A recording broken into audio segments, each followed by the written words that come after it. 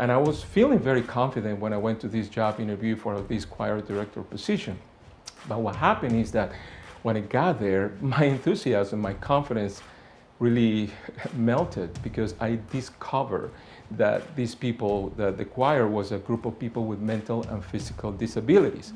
Now, never in my life I have even had an encounter with a close encounter with a person with a disability. These were young adults with all kinds of disabilities, mental and physical disabilities, from Down syndrome, autism, intellectual disabilities, blindness, all kinds of disabilities.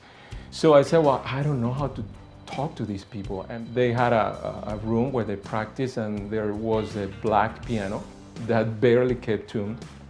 I got there, I sat down, I started to play, and when they started to play, something happened, and they began to smile. And at that moment, all the disabilities disappeared.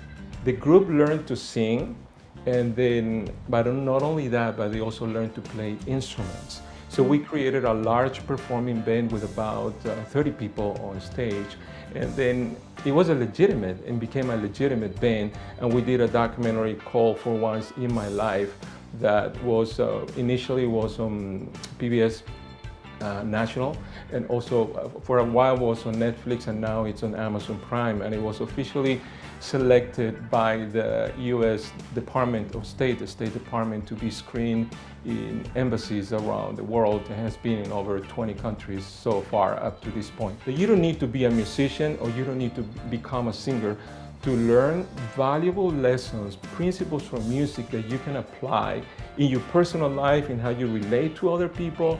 Our culture right now and these tough political conversations are revealing our disabilities, so to speak, as Americans. And I don't think that the problem is a political problem, to be totally honest.